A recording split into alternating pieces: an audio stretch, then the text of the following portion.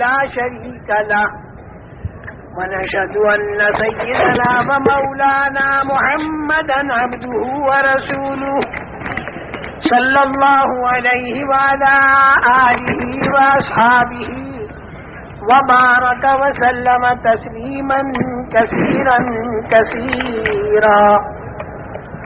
أما بعد فأعوذ بالله من الشيطان الرجيم. بسم الله الرحمن الرحيم. ولو أن أهل القرى آمنوا واتقوا لفتحنا عليهم بركات من السماء والأرض. وقال الله تعالى ظهر الفساد في البر والبحر بما كسبت أيدي الناس ليذيقهم بعض الذي يعملوا لعلهم يرجعون. وقال الله تعالى وَلَنُذِيقَنَّهُمْ مِنَ الْعَذَابِ الْأَدْنَى دُونَ الْعَذَابِ الْأَكْبَرِ لَعَلَّهُمْ يَرْجِعُونَ. وقال الله تعالى حتى إذا جاء أحدهم الموت قال رب ارجعون لعلي أعمل صالحا فيما تركت كلا إنها كلمة هو قائلها ومن ورائهم برزخ إلى يوم يبعثون. وقال الله تعالى ربنا أمتنا اثنتين وأحييتنا اثنتين فاعترفنا بذنوبنا فهل إلى خروج من سبيل.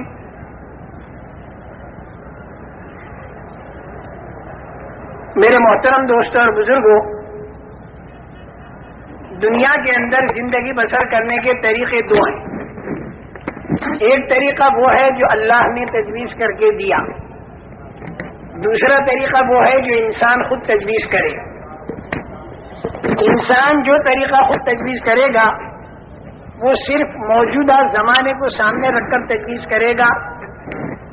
موجودہ زمانے میں اسے جتنا نفع دکھائی دے گا اس کے باقی رکھنے کا فکر کرے گا، اور جتنا نقصان دکھائی دے گا اس کے دور کرنے کا فکر کرے گا. لیکن آئندہ جو زمانہ اس کے سامنے آتا جائے گا تو پھر اس کی رائے اور اس کی تدبیر اور اس کا طریقہ بدلتا چلا جائے گا. اس کے بعد پھر دوسرا زمانہ آئے گا تو پھر رائے اور طریقہ اس کا بدلتا چلا جائے گا، یہاں تک کہ آدمی کی موت آ جاوے. تو موت آنے کے بعد حالات ختم نہیں ہوتے بلکہ حالات کا انتظام کرنے کا کی جو طاقت تھی وہ ختم ہو جاتی. عام طور سے یہ سمجھا جاتا ہے کہ موت آئی تو حالات ختم ہو گئے، خوشحال آدمی کی خوشحالی ختم ہو گئی اور بدحال آدمی کی بدحالی ختم ہو گئی، جو بیمار تھا اس کی بیماری ختم ہو گئی، جو بھوکا پیاسا تھا بھوک پیاس اس کی ختم ہو گئی، جو خوب کھاتا پیتا تھا تو خوب کھانا پینا ختم ہو گیا، عزت والے کی عزت ختم ہو گئی، ذلت والے کی ذلت ختم ہو گئی. اس لیے جب موت آتی ہے تو آدمی کی لاش کو قبر کے اندر دفن کر دیتے ہیں، تھوڑے دنوں کے بعد میں وہ مٹی بن جاتا ہے، آگے کچھ دکھائی نہیں دیتا. تو عام ذہن پوری دنیا کا یہ ہے کہ مر گئے تو ختم ہو گئی بات، حالات سارے ختم ہو گئے. جتنے بھی حالات اچھے یا برے ہیں وہ موت تک ہیں. لیکن ایسا نہیں ہے. ہمارا اور تمہارا پیدا کرنے والا خدا جس نے اپنی قدرت سے تین تین اندھیریوں میں ماں کے پیٹ کے اندر اس انسان کو بنایا، جبکہ وہاں پر کوئی روشنی بھی نہیں تھی، ماں کا پیٹ تھا، بچے دانی تھی اور اس کے اندر ایک جھلی تھی، اس جھلی کے اندر لپٹا ہوا بچہ تھا، اور سارے اعضاء انسانی اللہ تعالیٰ نے بنائے. وہ بنانے والا اللہ وہ خود یہ بتا رہا ہے کہ موت کے بعد ایک لمبی چوڑی زندگی آنے والی ہے جو مرنے سے پہلے والے کو دکھائی نہیں دیتی، لیکن وہ یقیناً ایک زندگی آنے والی ہے. انسان کے اوپر 4 منزلیں آنے والی 4 منزلیں ہیں. ایک منزل تو ہے ماں کے پیٹ کی، دوسری منزل ہے دنیا کے پیٹ کی، تیسری منزل ہے قبر کے پیٹ کی، اور چوتھی منزل ہے آخرت کی، اور وہ آخری منزل ہے، اس کے بعد پھر کوئی پانچویں منزل نہیں۔ آخرت میں جو مقام اس کے لیے راحت کا یا تکلیف کا طے ہو گیا تو وہ اسی مقام کے اندر رہے گا، اس کے بعد پھر کوئی پانچویں منزل اس کی نہیں ہے۔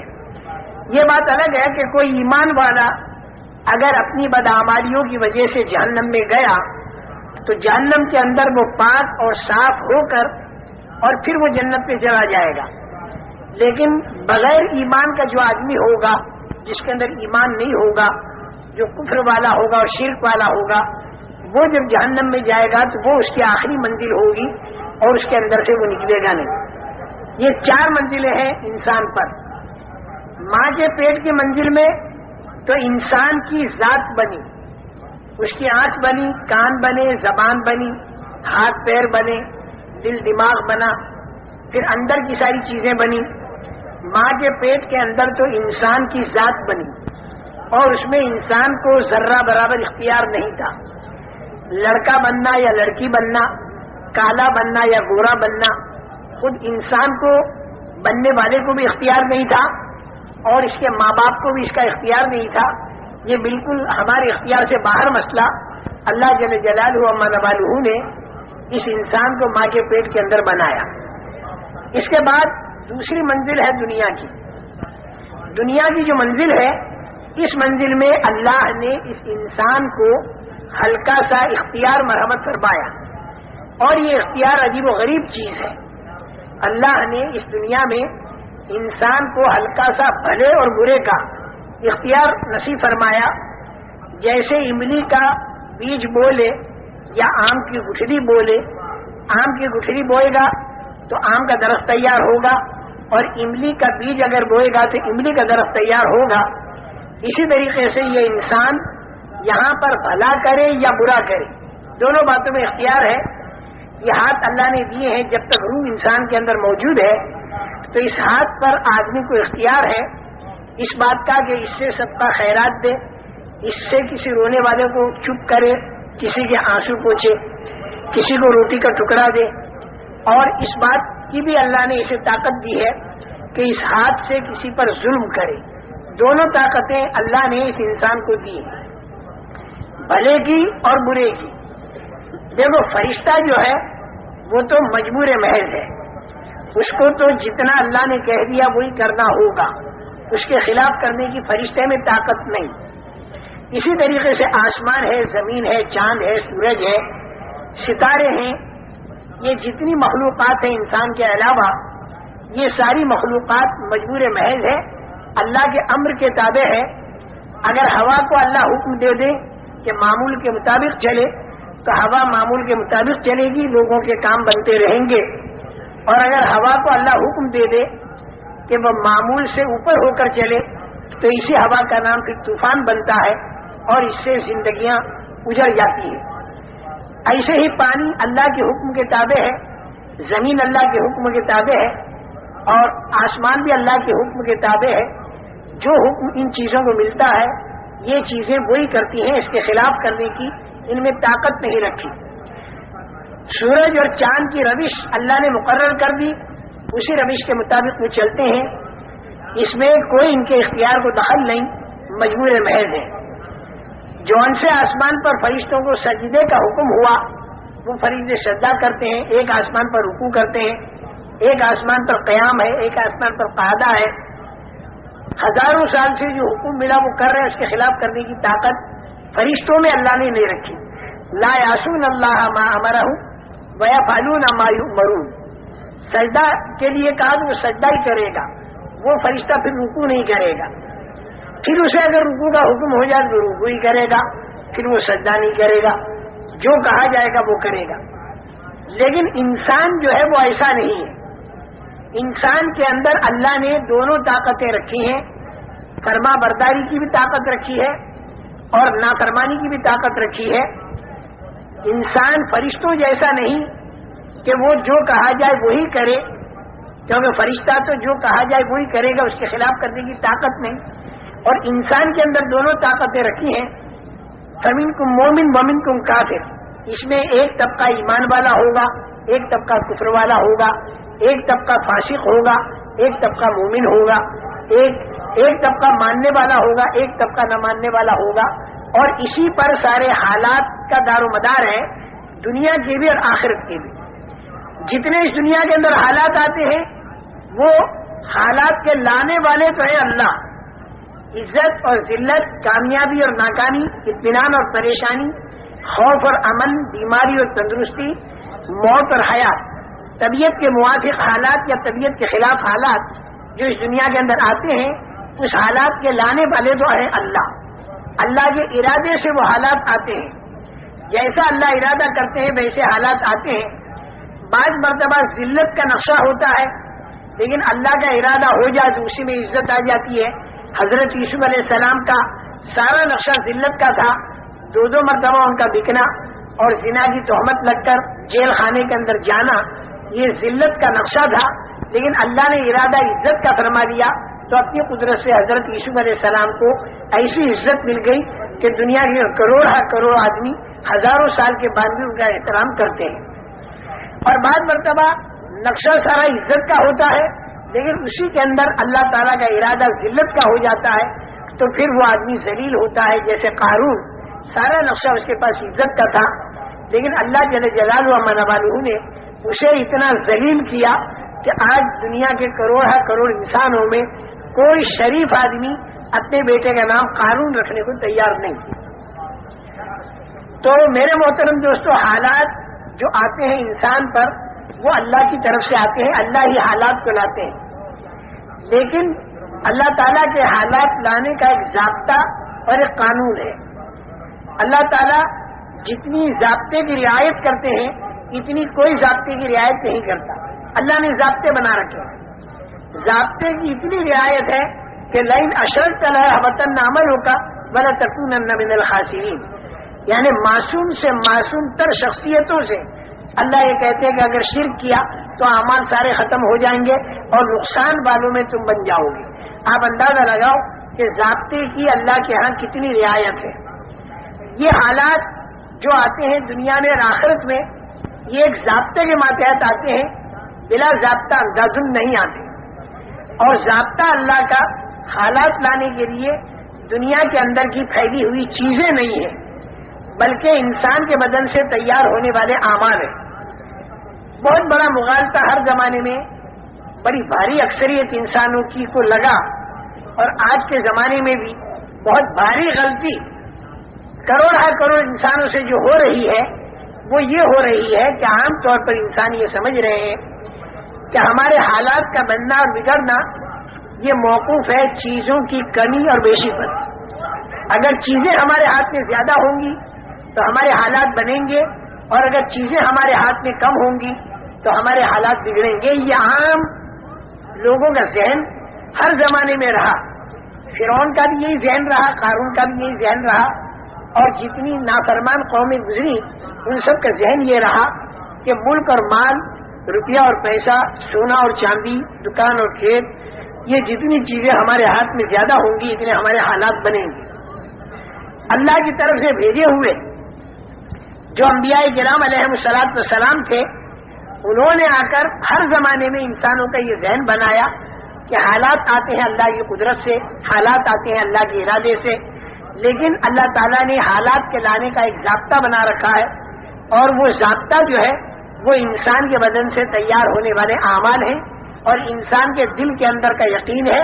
اگر اس کے دل کے اندر کا یقین ٹھیک ہو جائے اور اس کے بدن سے تیار ہونے والے اعمال ٹھیک ہو جائیں، آنکھوں کا دیکھنا، کانوں کا سننا، زبان کا بولنا، ہاتھ کا پکڑنا، پیروں کا چلنا، دل اور دماغ کا سوچنا اگر ٹھیک ہو جائے تو اللہ تعالیٰ حالات اچھے لاویں گے، اور اگر انسان کے اعمال خراب ہو جائیں تو اللہ تعالیٰ حالات خراب لاویں گے۔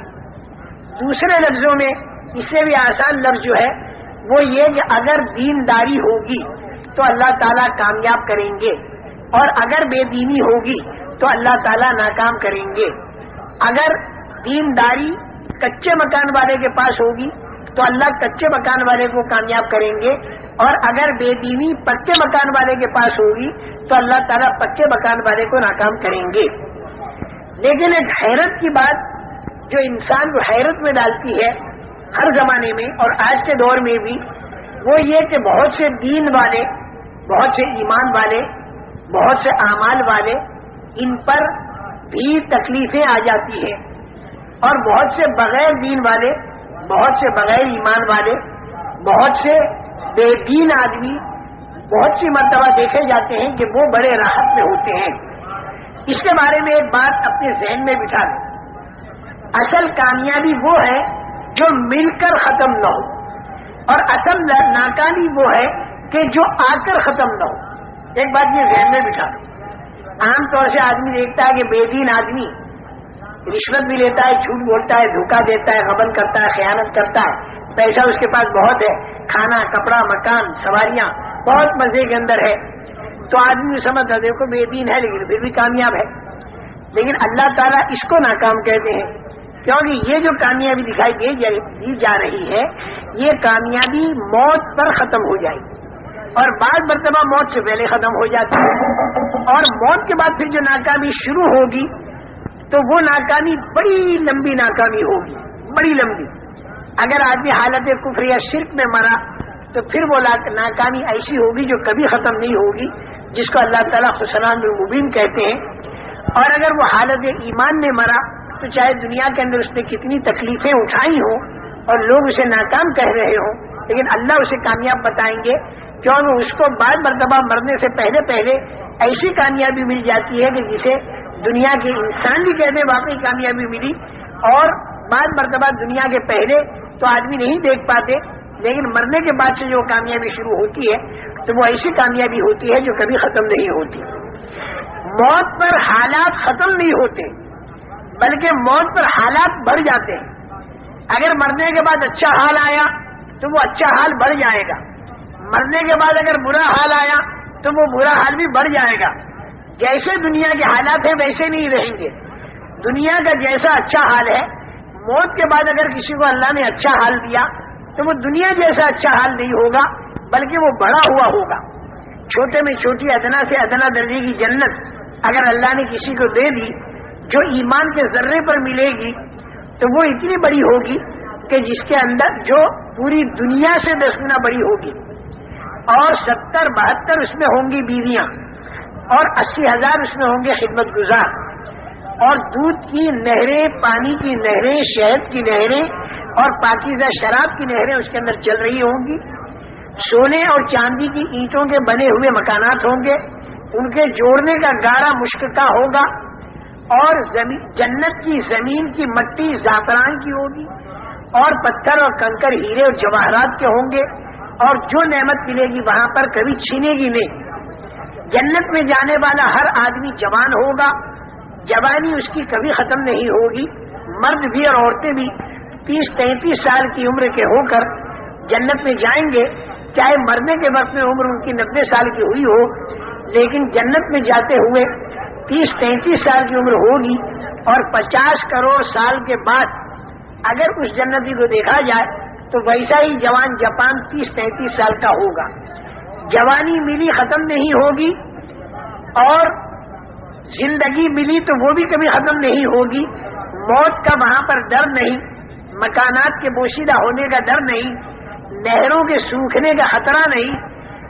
مرد ایک جگہ تکیہ لگائے بیٹھے ہوں گے مسحری پر، اور ان کی بیوی، اس مرد کی بیوی دوسرے کنارے پر تکیہ لگا کر بیٹھی ہوگی مسحری پر، اور سارا ایک عجیب و غریب منظر ہوگا، لا خوف علیہم ولا هم یحزنون، نہ تو آگے کا کوئی ڈر اور نہ پیچھے کا کوئی غم، نہ تو جوانی کے ختم ہونے کا غم، نہ زندگی کے ختم ہونے کا غم، کسی قسم کا کوئی ڈر بھی نہیں، کسی قسم کا کوئی غم بھی نہیں۔ تیز رفتار سواریاں، اگر دوسری جنتوں میں جانا ہوا اعلیٰ قسم کی تو وہاں پر بھی جانے کی اجازت ملے گی، اور ہفتے میں ایک مرتبہ کم سے کم اللہ تعالیٰ کی زیارت اور دیدار، یہ ایک اتنی بڑی نعمت ہوگی کہ جنت کی ساری نعمتیں اس کے سامنے ماند ہوگی۔ اللہ کو اگر اس دنیا میں کسی نے نہ پہچانا اور اللہ کی معرفت اگر کسی کو نہ ملی تو زندگی اس کی بیکار گئی۔ اللہ کی معرفت جس کو مل جاتی ہے اور ایمان والا جو آدمی بن جاتا ہے تو پھر اللہ تعالیٰ کی زیارت وہاں پر ہوتی ہے، اور یہ ساری جنت کی نعمتوں میں اعلیٰ قسم کی نعمت ہوتی ہے۔ اللہ تعالیٰ اس کی ہمت افزائی فرماتے ہیں، دل جوئی فرماتے ہیں، یہ فرماتے ہیں کہ تجھے اور کچھ چاہیے؟ تو وہ یہ کہتا ہے کہ اللہ ہر لائن کی نعمتیں تو نے ہمیں دے دی، اب ہم تجھ سے اور کیا مانگیں؟ تو اللہ تعالیٰ یہ فرمائیں گے کہ ایک نعمت میں تمہیں اور دیتا ہوں، وہ یہ کہ میں تم سے راضی ہو گیا، میں تم سے ناراض نہیں ہونے کا، کیونکہ اللہ کا ناراض ہونا بہت بڑی مصیبت اور اللہ کا راضی ہونا بہت بڑی نعمت۔ سورہ فاتحہ میں یہی دو دعائیں مانگی جاتی ہے کہ انعمت علیہم والے راستے پر ہمیں چلانا اور مغضوب علیہم والے راستے پر مت چلانا۔ انعمت علیہم والے راستے پر ہمیں چلانا، مغضوب علیہم والے راستے پر ہمیں مت چلانا۔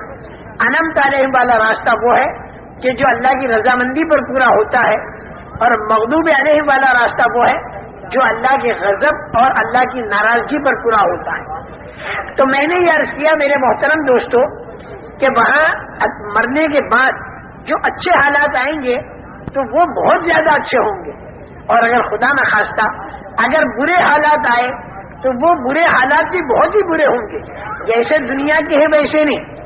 دنیا کے اندر کسی کو سزا ہوتی ہے اگر تو وہ 5.25 فٹ کے بدن کو ہوتی ہے، لیکن جہنم کے اندر اگر سزا ہوگی تو وہ بدن اتنا بڑا بنا دیا جائے گا کہ ایک دھاڑ احد کے پہاڑ کے برابر، اور کھال اتنی موٹی کہ 3 رات تک چلو تب جا کے اس کی کھال پوری ہو، اتنا بڑا بدن بنا کر سانپ اونٹ کے برابر اور بچھو خچر کے برابر ایک مرتبہ کاٹے تو 40 سال تک تکلیف باقی رہے۔ اللہ تعالی حفاظت فرمائے۔ اور آدمی پریشان، چاروں طرف سے فرشتوں کا ہتھوڑوں سے مارنا، آگ کا جلانا، اندھیرے کا ستانا، اس آگ میں اندھیرا، اور سانپوں اور بچھوؤں کا کاٹنا، بھوک اور پیاس کا ستانا، اور آدمی پریشان حال، بھاگنا چاہے گا تو دروازے بند ملیں گے، بڑے بڑے فرشتوں کے پہرے ملیں گے، اور فرشتوں سے کہے گا کہ تم ہماری کچھ مدد کرو تو فرشتے مختلف لائن کے جواب دیں گے۔ فرشتے کہیں گے الم یاتکم نذیر، کیا تمہارے پاس کوئی سمجھانے والا نہیں آیا تھا، چونکانے والا نہیں آیا تھا دنیا کے اندر؟ قالوا بلا قد جاءنا نذیر فکذبنا وقلنا ما نزل اللہ من شیء ان انتم الا فی ضلال کبیر وقالوا لو كنا نسمع او نعقل ما كنا في اصحاب السعير فاعترفوا بذنبهم فسحقا لاصحاب السعير۔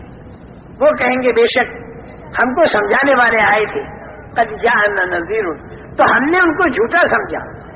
ہم یہ سمجھے کہ جنت اور دوزخ یہ خیالی چیز ہے، کچھ بھی نہیں، دل بہلانے کی یا صرف دھمکانے کی ایک چیز ہے۔ ہم کو یہ نہیں معلوم تھا کہ یہ واقعہ ہوگا اور ایسا ہوگا۔ کاش کہ اس دن اگر ہم مان لیتے اور سن لیتے، سمجھ لیتے، تو آج ہم یہاں پر جہنم کے اندر نہ ہوتے، اپنے گناہوں کا وہ اعتراف اور اقرار کریں گے۔ لیکن یہ اعتراف اقرار کرنا وہاں ان کے کام نہیں آئے گا۔ بہت بڑا داروغہ ہو گئے فرشتہ، اس سے کہیں گے کہ تو اللہ سے یہ دعا کر، بنا دو یا مالک لیقضی علینا ربک قال انکم ماکثون۔ داروغے کا نام ہوگا مالک، اے مالک تو اللہ سے کہہ دے کہ ہم کو وہ ختم کر دے بالکل۔ تو وہ جواب دے گا کہ بالکل ایسا نہیں ہوگا، اب تمہیں یہیں پر رہنا ہوگا۔ الگ الگ جواب۔ شیطان سے کہیں گے تیری بات ہم نے مانی اور ہم یہاں پر آئے، تو ہمارا ساتھ دے۔ وہ کہے گا فلا تلومونی ولوموا انفسکم ما انا بمصرخکم وما انتم بمصرخی، نہ تو میں تمہاری مدد کر سکتا ہوں نہ تم میری مدد کر سکتے ہو۔ میں نے تمہیں غلط بات کہی، تم نے کیوں مانی؟ اللہ تم سے صحیح کہہ رہا تو اس کی کیوں نہیں مانی؟ یہ شیطان کا جواب ہوگا۔ چاروں طرف سے مایوس ہو گئے، پھر دیکھیں گے کہ بڑے بڑے جو چودھری اور بڑے بڑے ذمہ دار دنیا کے اندر جب کوئی بات پیش آتی تھی تو ان بڑوں بڑوں کے پاس جاتے تھے اور ان سے کہتے تھے کہ بھائی ہم ایک پریشانی میں ہیں تو ہماری پریشانی کو دور کرو۔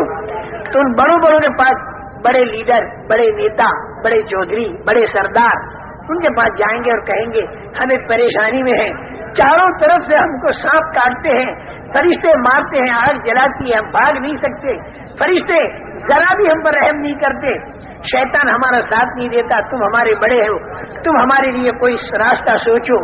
تو وہ کہیں گے استبر الذین اتبعوا، وہ لوگ کہیں گے کہ ہم کچھ نہیں کر سکتے، ہم بری ذمہ ہیں، ہم کچھ نہیں کر سکتے.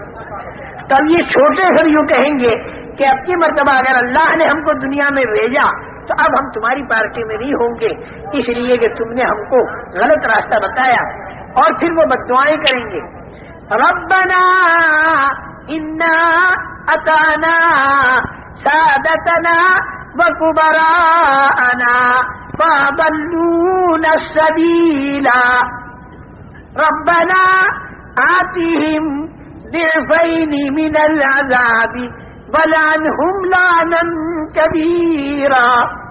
اے اللہ، ہم نے اپنے سرداروں کی مانی اور ہم نے اپنی چودھریوں کی مانی، لیکن اس نے ہم کو تیرے راستے سے ہٹا دیا. اے اللہ، تو ان کے اوپر دگنا عذاب ڈال دے، اور اے اللہ، تو ان کے اوپر اپنی لعنت کو برسا. میرے محترم دوستو، ایک بہت بڑا منظر کل قیامت کا آنے والا ہے، اور اس میں کھرے اور کھوٹے کا فیصلہ ہوگا. یہ خبر انبیاء کرام علیہ السلام نے اللہ کے پاس سے لا کر ہمیں دی. اس کی تیاری کرنے کا زمانہ اس دنیا کا زمانہ ہے. مرنے کے بعد پھر کوئی تیاری آدمی نہیں کر سکتا. جب آدمی قبر کے اندر چلا گیا تو حالات تو بڑھ گئے، چاہے اچھے ہوں چاہے برے ہوں، لیکن انتظام کی طاقت ختم ہو گئی. موت کے معنی کیا ہے؟ انسان کے انتظام کی طاقت کا ختم ہو جانا. دنیا کے اندر اگر خدا نہ خاصا یہاں سانپ آ جائے تو آدمی ڈنڈے سے مارے گا یا کم سے کم بھاگ جائے گا. آگ لگ جائے پانی سے بجھائے گا. اگر روشنی بند ہو جائے تو آدمی ٹارچ وغیرہ جلائے گا. آدمی کو بھوک لگے جا کر کھانا کھائے گا. آدمی کو پیاس لگے ڈول رسی سے پانی کھینچ کر اور پی لے گا. یہاں آدمی کے اوپر اگر کوئی حال آ دے تو اس کے پاس قوت انتظام ہے. اور موت کے کیا معنی؟ موت کے یہ معنی کہ آدمی کے اندر سے قوت انتظام ختم. قبر کے اندر سانپ تو آیا، ہٹانے کی طاقت ختم. اندھیرا آیا، اجالا لانے کی طاقت ختم. پٹائی ہو رہی، اس سے بچنے کی طاقت ختم. اگر 5-10 ڈنڈے رکھ بھی دیں رشتے دار تو دنیا کے ڈنڈوں سے قبر کے سانپ نہیں مرتے، اور دنیا کے پانی سے قبر کی آگ نہیں بجھتی، اور دنیا کی ٹارچ سے قبر کا اندھیرا دور نہیں ہوتا، اور دنیا کی چیزوں سے قبر کے اندر سہولت نہیں ملتی.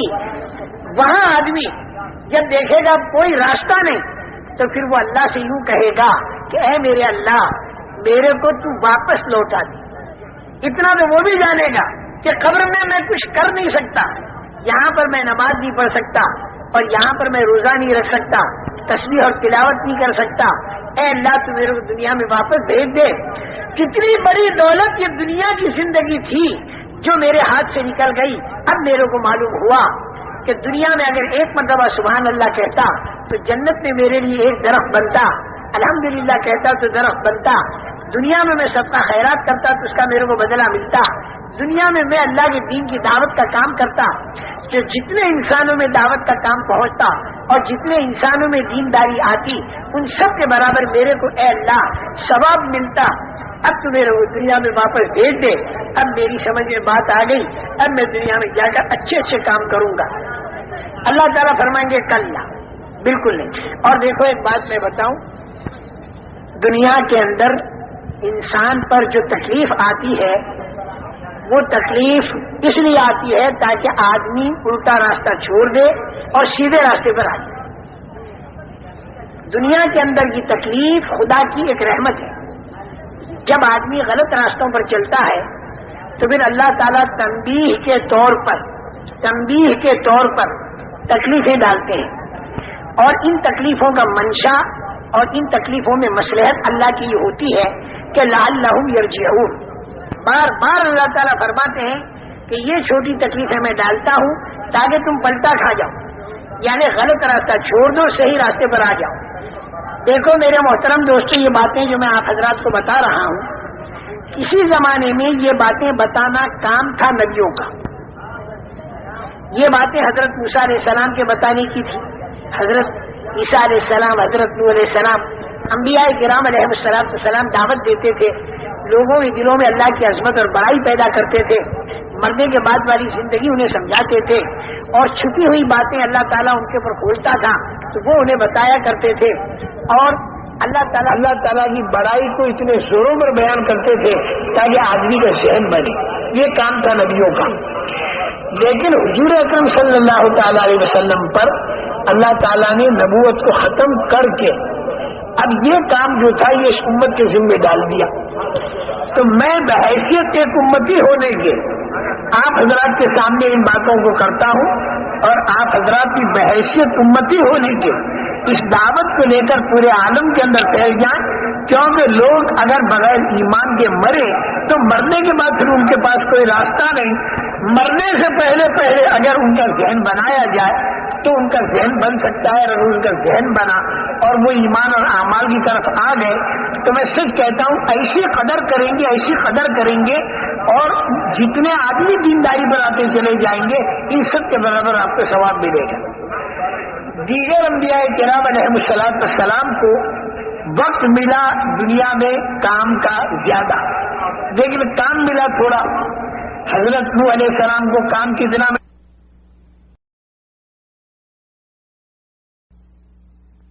بحیثیت ایک امتی ہونے کے آپ حضرات کے سامنے ان باتوں کو کرتا ہوں، اور آپ حضرات کی بحیثیت امتی ہونے کے اس دعوت کو لے کر پورے عالم کے اندر پھیل جائیں، کیونکہ لوگ اگر بغیر ایمان کے مرے تو مرنے کے بعد پھر ان کے پاس کوئی راستہ نہیں.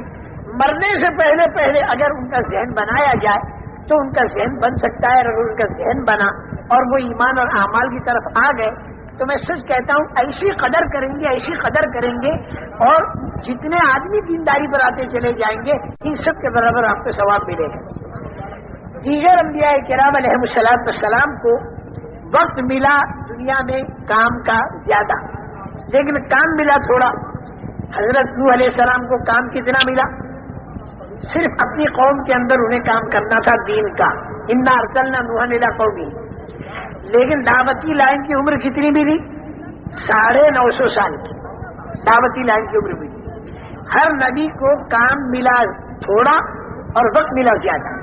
لیکن ہمارے نبی کریم صلی اللہ تعالی علیہ وسلم کو اللہ تعالیٰ نے کام تو دیا کتنا؟ پورے دین کو زندہ کرنا، پوری دنیا میں زندہ کرنا اور قیامت تک کے لیے زندہ کرنا. کام تو ملا اتنا، لیکن وقت کتنا ملا؟ 40 سال پر آپ کو نبوت ملی اور 63 سال پر آپ اس دنیا سے پردہ فرما گئے. جب آپ کی عمر 63 سال کی ہو گئی تو وقت ملا آپ کو کام کرنے کا 23 سال کا. اور کام کتنا بڑا ملا کہ پورا دین زندہ کرنا. حضور اکرم صلی اللہ علیہ وسلم صرف نماز کو زندہ کرنے پہ تشریف لائے ہوں ایسی بات نہیں، صرف روزہ زندہ کرنے کے لیے تشریف لائے ایسی بات نہیں، بلکہ ہر شعبے میں دین زندہ ہو جائے. اگر اللہ تعالیٰ نے ایک چھوٹی سی دکان دی ہے اس چھوٹی سی دکان میں دین زندہ کر دو. اگر اللہ نے چھوٹا سا گھر دیا ہے اس چھوٹے سے گھر میں دین زندہ کر دو. اگر ایک بیوی ہے 2 بچے ہیں اس میں دین زندہ کر دو. اور اگر اللہ تعالیٰ نے پورا ملک دے دیا تو اس میں اللہ کا دین زندہ کر دو. اگر اللہ تعالیٰ نے زیادہ دیا تو اس زیادہ میں دین زندہ کر دو، کم دیا تو کم میں دین زندہ کرو. جتنا اللہ نے دیا اتنے میں دین زندہ کرو. اس کا انتظار نہیں کرنا کہ جب ہمارے ہاتھ میں ملک اور مال آئے گا تو ہم دین زندہ کریں گے. نہیں، اگر دکان ہے تو اس میں دین زندہ کرو. جب دکان کے اندر تو دین کو زندہ نہیں کر پاتا، اور میرے بھائی جب گھر کے اندر تو دین کو زندہ نہیں کر پاتا، اور اپنی بیوی پر جب تو دین زندہ نہیں کر پاتا تو پھر پورے ملک میں کیا امید رکھے گا تو دین زندہ کرے گا؟ بھائی تیرے بس میں جتنا اتنا تو دین زندہ کر لے. اچھا، پھر دوسری بات یہ ہے کہ اللہ پاک نے ہمیں یہ دین کی دعوت کا جو کام مرحمت فرمایا حضور اکرم صلی اللہ علیہ وسلم کے ختم نبوت کے صدقے دنیا میں کہیں پر بھی جا کر یہ کام کیا.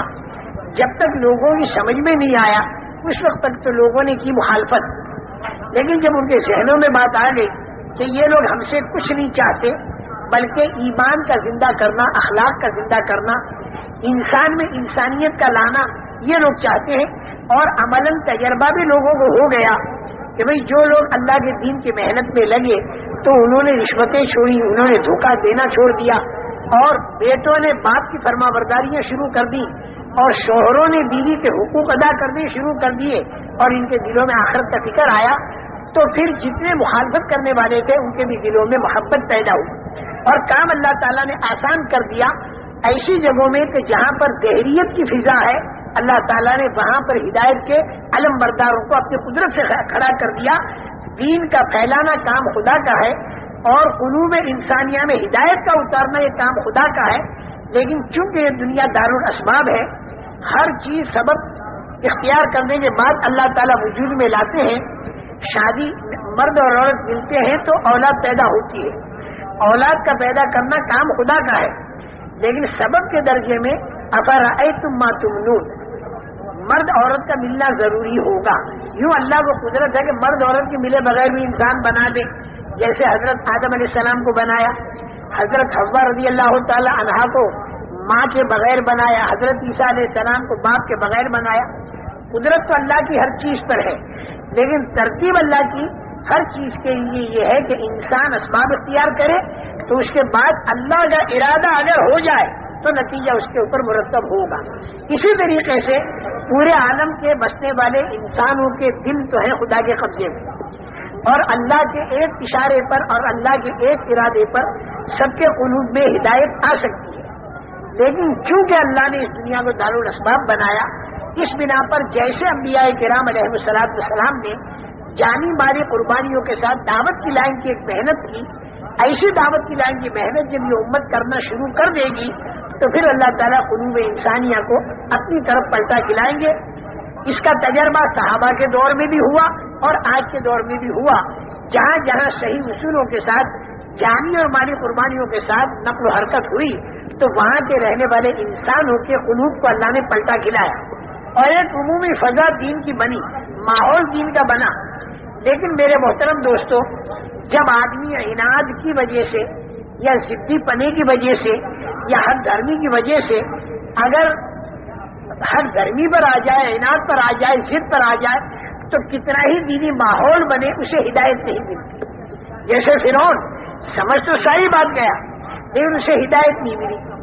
جادوگروں کو مل گئی جو جادوگر فرعون کی حمایت میں آئے تھے. یہ مطلب نہیں کہ فرعون سمجھا نہیں لیکن اس کے اندر ضدی بنا تھا. وَجَحَدُوا بِهَا وَاسْتَيْقَنَتْهَا أَنفُسُهُمْ ظُلْمًا وَعُلُوًّا. جب چاروں طرف دعوت کے ذریعے ماحول ایمان کا بنے گا تو سلیم الفطرت قسم کے جو انسان ہوں گے جن میں حق دھرمی اور ضدی پنا نہیں ہوگا اور جن میں عنادی پنا نہیں ہوگا, اللہ تعالیٰ ان کے قلوب کو ایمان کی طرف پلٹا کھلا دیتے ہیں. البتہ ضدی بنے والا اور عناد والا اور عصبیت والا آدمی محروم رہتا ہے جب تک وہ عناد پر رہے. ابو جہل بھی بات پوری سمجھ چکا تھا رسول پاک صلی اللہ علیہ وسلم کی. اس کے تنہائیوں کے جملے جب ابو سفیان نے تنہائی میں جا کر ابو جہل سے پوچھا تو اس نے کہہ دیا, صاف بات کہی کہ ہمارے خاندان میں اور حضور اکرم صلی اللہ علیہ وسلم کے خاندان میں آپس میں جب کلش سالہ سال سے چل رہی ہے, انہوں نے حاجیوں کو پانی پلانا شروع کیا تو ہمارے خاندان نے بھی حاجیوں کو پانی پلانا شروع کیا, آگے نہیں بڑھنے دیا. انہوں نے حجاج کو کھانا کھلانا شروع کیا, ہمارے خاندان نے بھی کھانا کھلانا شروع کر دیا, آگے نہیں بڑھنے دیا. لیکن اب ہمارے اوپر ایک بات ایسی آ گئی کہ ان کے خاندان میں ایک آدمی نے نبوت کا دعویٰ کیا اور وہ حضرت محمد صلی اللہ علیہ وسلم ہے اور دعویٰ کر کے اس کی دلیل بھی لے آئے. اب یہاں ہم بے کس اور بے بس ہیں, ہم کسی آدمی کو نبوت کا دعویٰ کرا نہیں سکتے. حضور اکرم صلی اللہ علیہ وسلم نے نبوت کا دعویٰ کیا, انہوں نے دلیل مانگی, انہوں نے کہا کہ یہ قرآن پاک جو تم لاتے ہو ہمارے سامنے یہ تم خود گھڑ کے لاتے ہو, خدا کا کلام نہیں. تو حضور پاک صلی اللہ علیہ وسلم نے فرمایا کہ بہت آسان ترکیب میں تمہیں بتاتا ہوں میری نبوت کے فیل کرنے کی. وہ یہ ہے کہ بھائی تم جیسا قرآن میں بنا رہا ہوں اے پڑھا تو تم سارے پڑھے لکھے جمع ہو کر ایسا قرآن بنا دو. نہیں کر سکے فرمایا چلو 10 صورتیں بنا لو. نہیں کر سکے تو فرمایا چلو تم ایک صورت بنا لو. اس کو بھی نہیں کر سکے تو فرمایا کہ فلیاتو بحدیث مثلہ, چلو ایسی تم ایک بات بنا کے لاؤ. میں بے پڑھا اگر ایسا حیرت انگیز کلام بنا سکتا ہوں تو تم سارے پڑھے لکھے جمع ہو جاؤ اور تم ایک بات یا ایک سورت یا 10 سورتیں یا پورا قرآن تم بنا لاؤ. بدر کے اندر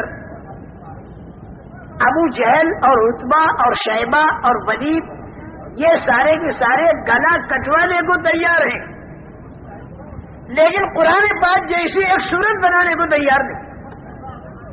قرآن پاک یعنی اگر یہ ان کے بس میں ہوتی تو گلا کٹوانے سے آسان سے ایک سورت بنا لیتی. اور یہ کہہ دیا گیا کہ نہ تو تم بنا سکو گے، قیامت تک سارے کے سارے اگر جمع ہو جائیں تو سب مل کر نہیں بنا سکتے. میرے محترم دوستو، نبی جب اللہ کی طرف سے کوئی بات کہتا ہے اور وہ بات عام نظروں کو دکھائی نہیں دیتی اور عام آدمیوں کو منمانی ہوتی ہے تو نبی کو سب سے پہلے اپنی نبوت کی دلیل پیش کرنی پڑتی. اور ہر نبی معجزہ لے کر آئے اور ہر نبی کا معجزہ آسان تھا، اس لیے کہ نبی بات کریں گے جنت کی، جہنم کی، قبر کی، عذاب کی، ثواب کی، فرشتوں کی، اور یہ وہ ساری چیزیں ہیں کہ جو انسان کی آنکھوں سے دکھائی نہیں دیتی. اب جو چیز آنکھوں سے دکھائی نہیں دیتی وہ چیز بتانے والا پکا صحیح ہو تو مانی جائے گی، ورنہ نہیں مانی جائے گی. اس لیے اللہ جل جلالہ و من والہ نے جس کو اپنا رسول یا نبی بنا کر بھیجا اس کے ساتھ معجزہ بھیجا. حضرت موسیٰ علیہ السلام کو اتنا آسان سا معجزہ دیا کہ جادوگر جو بالکل فرعون کی حمایت میں آئے تھے وہ سارے کے سارے جادوگروں نے جب حضرت موسیٰ علیہ السلام کے ڈنڈے کو اژدہا بنتا دیکھا تو فوراً سمجھ گئے کہ یہ جادو نہیں ہے بلکہ یہ حقیقت ہے. اور ان جادوگروں نے سمجھ لیا کہ حضرت موسیٰ علیہ السلام جب اللہ کے نبی ہیں تو نبی کی بات کا نہ ماننا اپنے کو تباہ اور برباد کرنا ہے، اور نبی کی بات کا ماننا اپنے کو رحمتوں میں داخل کرنا ہے. فوراً سارے کے سارے سجدے میں پڑ گئے، ایمان لے آئے. انہیں یہ بات معلوم تھی کہ ہم اگر ایمان لائے تو فرعون نے جن انعامات کے دینے کا وعدہ کیا ہے فرعون کے ان انعامات سے محروم رہیں گے، بلکہ فرعون بڑی سخت قسم کی سزائیں دیتا ہے تو سخت قسم کی سزاؤں کے اندر ہمیں جانا ہوگا.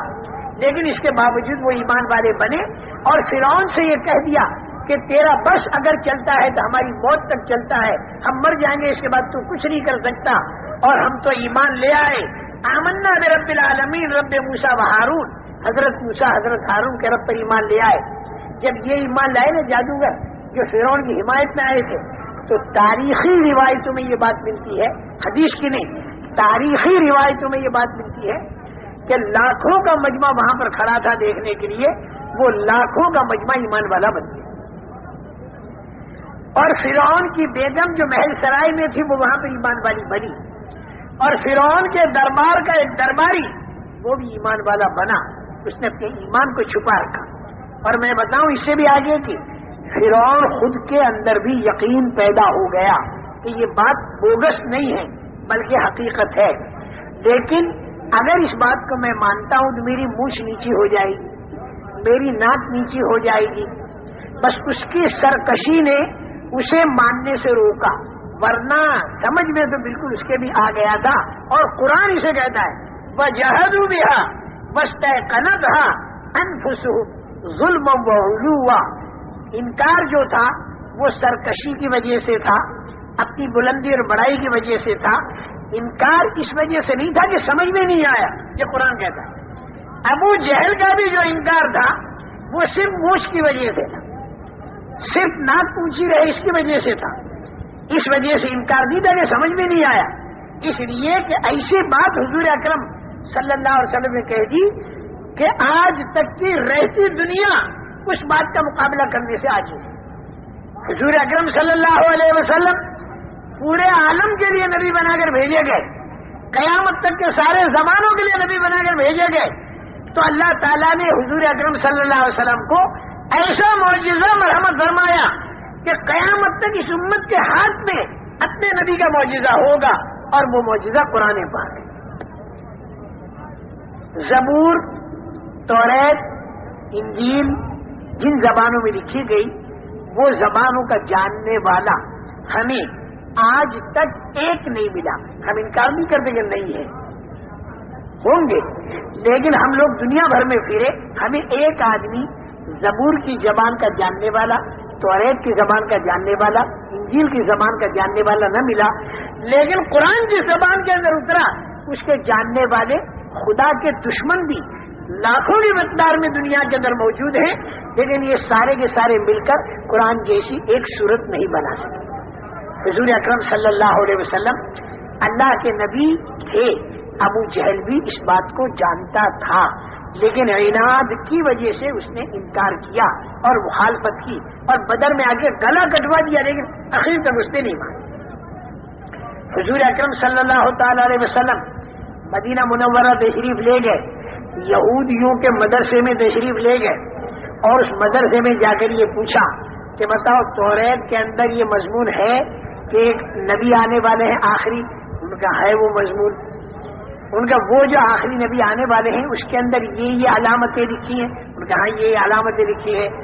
آپ نے یہ فرمایا کہ وہ نبی میں ہوں، لاؤ توریت اور اس کے اندر لکھی علامتیں میرے اندر دیکھ لو، اتنی پکی بات۔ لیکن یہودی سمجھ بھی گئے، بات سمجھ میں بھی آ گئی، لیکن عناد، عصبیت، ضدی بنا، انہوں نے کیا کہا کہ سارے نبی تو آئے بنی اسرائیل میں، تو نبیوں کا سردار بنی اسماعیل میں کیسے آ گئے؟ کیونکہ حضرت ابراہیم علیہ السلام کے دو بیٹے تھے نا، ایک حضرت اسماعیل ایک حضرت اسحاق، اور حضرت اسحاق کے ساتھ زیادہ حضرت یعقوب تھے، اور حضرت یعقوب کا دوسرا نام اسرائیل تھا، تو دو سلسلے چلے، ایک بنی اسرائیل کا ایک بنی اسماعیل کا۔ تو بنی اسماعیل میں تو کوئی نبی نہیں آیا سوائے حضور اکرم صلی اللہ علیہ وسلم کے، اور بنی اسرائیل کے اندر ہزاروں انبیاء کرام علیہ السلام آئے۔ تو اب یہ عناد ان یہودیوں کے اندر یہ تھا کہ بنی اسرائیل میں تو سارے نبی آئے، اکثر و بیشتر نبی آئے، اور نبیوں کا سردار بنی اسماعیل میں سے کیسے آیا؟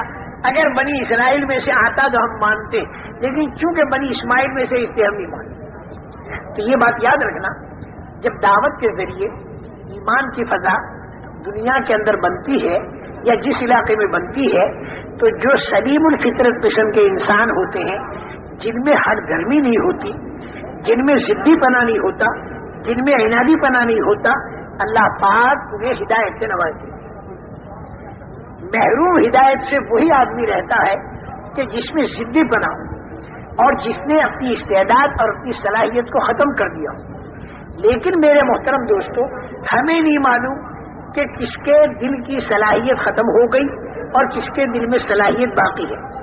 بعض مرتبہ شدید مخالفت کرنے والا آدمی بھی ایک موقع ایسا آتا ہے کہ وہ مخالفت کرنے والے کے دل کے اندر بھی اطمینان پیدا ہو جاتا ہے اور وہ بھی ایمان والا بن جاتا ہے۔ جیسے حضور اکرم صلی اللہ علیہ وسلم کے زمانے میں ابو سفیان نے کتنی مخالفت کی، سہیل ابن عمرو نے کتنی مخالفت کی، صفوان ابن امیہ نے کتنی مخالفت کی، حویطب ابن عبد العزیٰ نے کتنی مخالفت کی، ابو لہب کے بیٹے عتبہ نے کتنی مخالفت کی، معتب نے کتنی مخالفت کی۔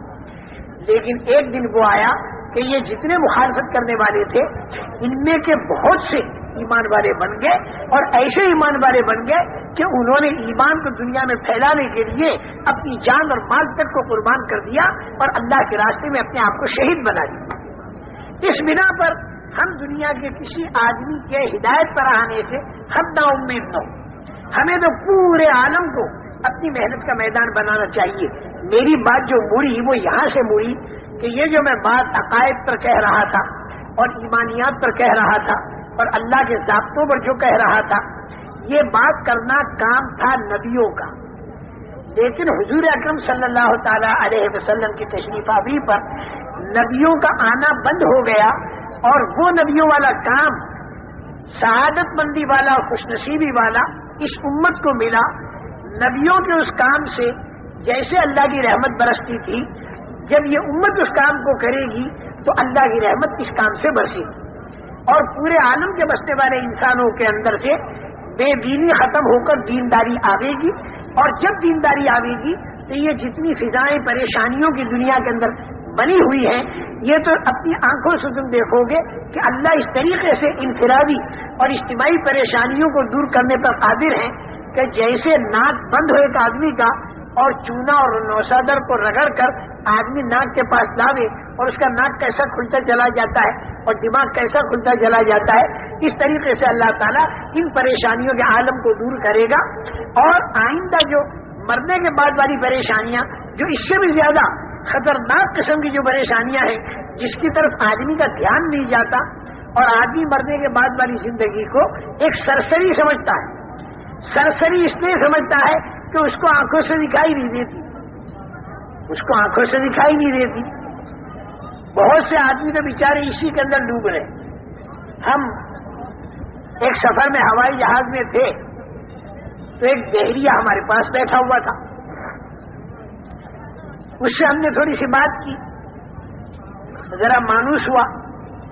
یوں وہ تھا تو اپنے مشرک، لیکن بحریت کی طرف ضرور ہو گیا۔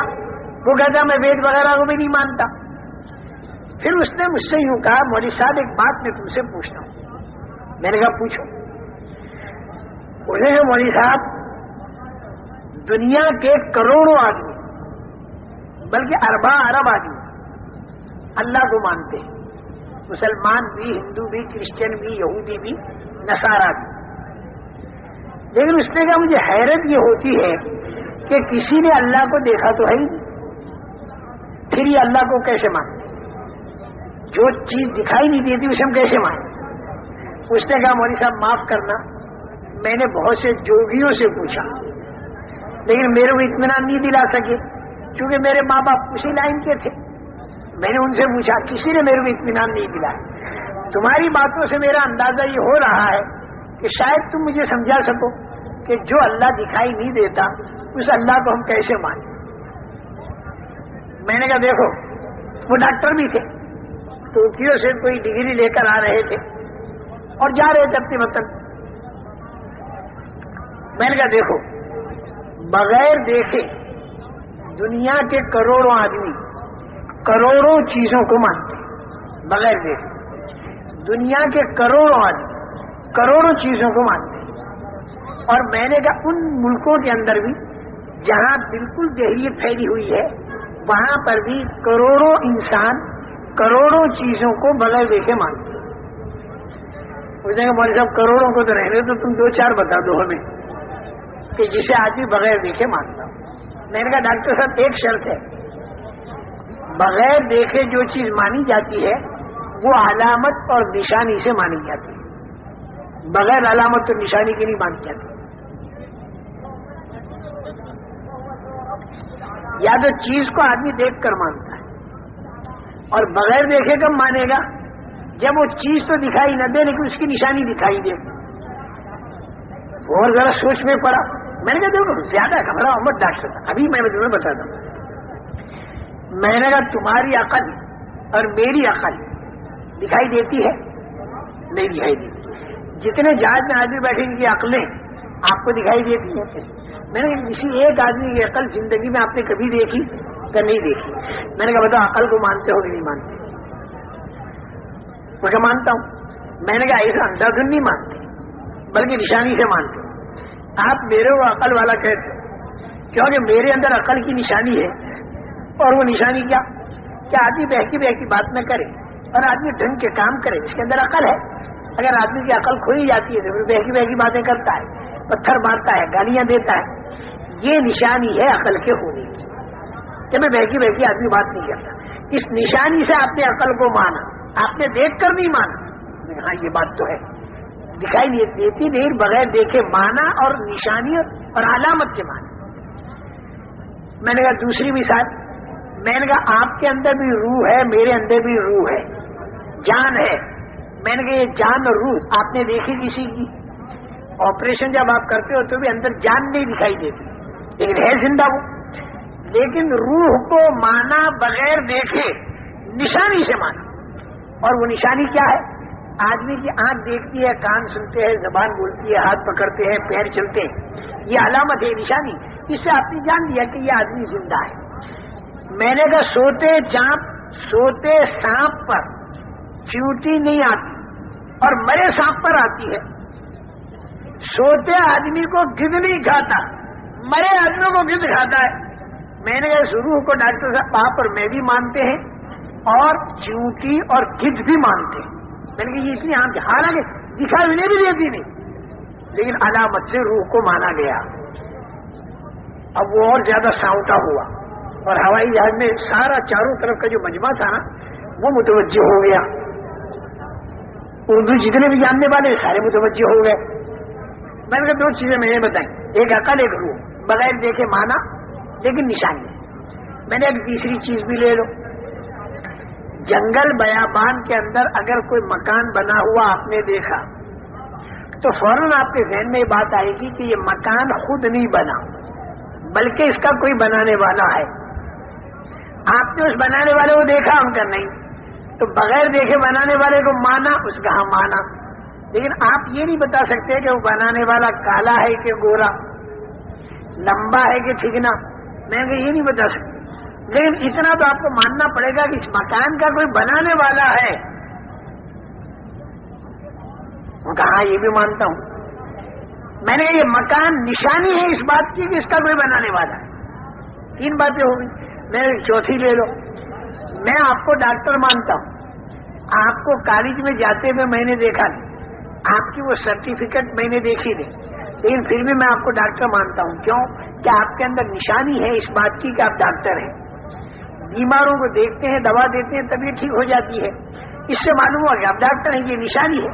ورنہ میں نے آپ کا سرٹیفکیٹ نہیں دیکھا, اس نشانی سے میں نے آپ کو بغیر دیکھے ڈاکٹر مانا. 4 باتیں میں نے ایک 5ویں بتاؤں گا, ایسے بات 6ویں نہیں بتانے کا, نہیں تو کروڑوں میں کب تک بتاتا ہوں. میں نے کہا 5ویں ایسی بتاتا ہوں کہ بے پڑھا آدمی بھی اسے مانتا ہے. ان کا وہ کیا؟ میں نے کہا جنگل بیابان میں کوئی اونٹ جا رہا, کوئی اونٹ گزر گیا. ایک دیہاتی نے اونٹ تو دیکھا نہیں جاتے ہوئے, لیکن اس کی مینگنی دیکھ لی اور اس کے چلنے کے نشانات دیکھ لیے, اونٹ نہیں دیکھا. تو میں نے کہا بغیر دیکھے اس نے اونٹ کو مانا کہ نہیں مانا؟ اس کا مانا. میں اونٹ دیکھا تو نہیں, کبھی پھر کیسے مانا؟ کیونکہ مینگنی سے اور اس کے پیروں کے نشانات سے. تو میں نے کہا بغیر دیکھے اونٹ کو ایک بے پڑھا آدمی مانتا ہے مینگنی کی نشانی سے. تو میں نے کہا ڈاکٹر صاحب تم پڑھے لکھے اور کروڑوں پڑھے لکھے, ان کو اتنا نہیں معلوم کہ اتنا بڑا آسمان, اتنی بڑی زمین, اتنا بڑا چاند, سورج, منی کے 2 گندے قطروں سے اتنے بڑے انسان کا بننا, چھوٹے سے بیج سے اتنے بڑے درخت کا بننا, پھر درخت کے اوپر پھلوں کا آنا, پھلوں کے اندر رس کا آنا, پھر اس کے اوپر کور کا لگنا. میں نے کہا یہ ساری باتیں اس بات کی نشانی نہیں ہے کہ اس کا کوئی بنانے والا. مینگنی سے اونٹ تو سمجھ میں آ گیا اور آسمان زمین سے اس کا بنانے والا سمجھ میں نہیں آیا. میں نے کہا اسی بنانے والے کو ہم اللہ کہتے ہیں اور بغیر دیکھے اسے مانتے ہیں, لیکن نشانی سے مانتے ہیں. وَمِنْ آيَاتِهِ خَلْقُ السَّمَاوَاتِ وَالْأَرْضِ وَاخْتِلَافُ أَلْسِنَتِكُمْ وَأَلْوَانِكُمْ إِنَّ فِي ذَلِكَ لَآيَاتٍ لِلْعَالِمِينَ. وَمِنْ آيَاتِهِ منامكم بالليل والنهار وابتغاؤكم من فضله إن في ذلك لآيات لقوم يسمعون. اللہ تعالیٰ کی نشانیوں میں سے زمین اور آسمان ہے. کیسا بغیر کھمبے کے بنا ہوا ہے. 1000 سال ہو گئے لیکن اس میں کوئی درار نہیں پڑی. 1000 سال ہو گئے زمین کو, لیکن اپنے نظام کے ساتھ ہے. وَمِنْ آيَاتِهِ خَلْقُ السَّمَاوَاتِ وَالْأَرْضِ وَاخْتِلَافُ أَلْسِنَتِكُمْ وَأَلْوَانِكُمْ. تمہارے لہجوں کا الگ الگ ہونا, تمہاری آوازوں کا الگ الگ ہونا اور تمہاری صورتوں کا الگ الگ ہونا, یہ نشانی ہے اللہ کی دی ہوئی. اللہ کی صفت خلق کو آپ دیکھیے, جتنے انسان اللہ نے بنائے اتنے آوازیں اللہ نے بنائی اور اتنی صورتیں اللہ نے بنائی. اللہ کے خزانے کے اندر صورتیں بے حساب ہیں اور اللہ کے خزانے کے اندر آوازیں بے حساب ہیں. آدم علیہ السلام کے زمانے سے لے کر آج تک جتنے انسان بنائے اتنی اللہ تعالیٰ نے آوازیں بنائیں, اور آئندہ جتنے انسان اللہ بنائیں گے اتنی ہی آوازیں بنائیں گے. تو خدا کے خزانے میں آوازیں کتنی بے حساب, اور خدا کے خزانے میں صورتیں کتنی بے حساب. حالانکہ ہر ایک کو وہی 2 آنکھیں, وہی ناک کے 2 نتھنے, وہی 2 کان, وہی 2 گال, وہی 1 ٹھوڑی, وہی 2 ہونٹ, یعنی فرق نہیں کیا کہ ایک باپ کے 10 بیٹے پہچاننے کے لیے کسی کو 3 آنکھیں دے دی، کسی کو 5 کان دے دی، ایسا نہیں کیا خدا نے، سب کو بالکل برابر برابر دیا. لیکن صورت جو ہے دیکھیں جتنے آپ بیٹھے ہو لاکھوں کی مقدار میں، لیکن ہر آدمی کی صورت الگ ہے، ہر آدمی کی صورت. اللہ کے خزانے میں صورتیں بے حساب، اللہ کے خزانے میں آوازیں بے حساب، اللہ کے خزانے میں ہر چیز بے حساب ہے. دنیا چھوٹا برتن، یہاں اللہ تھوڑا تھوڑا ڈالتے ہیں، اور آخرت بڑا برتن، وہاں پر اللہ زیادہ زیادہ ڈالتے ہیں. لیکن خزانے میں ان کے بے حساب. تربوز کا ایک بیج لے لو، اس بیج کے اندر اگر کوئی یوں کہے کہ کروڑوں تربوز ہے تو یہ بھی اس نے بات پوری نہیں کہی. اگر کوئی یہ کہے کہ ایک بیج میں بے حساب تربوز بھرے ہوئے ہیں، یہ بات ٹھیک. ایک تربوز آپ نے بیج کے زمین کے اندر ڈالا، تربوز کا بیج آپ نے زمین میں ڈالا، اس کو پانی پلایا، تربوز کی بیل نکلی، 4 مہینے میں اتنے بڑے بڑے 10 تربوز تیار ہو گئے. 10 تربوز جو تیار ہوئے تو ہر تربوز میں 20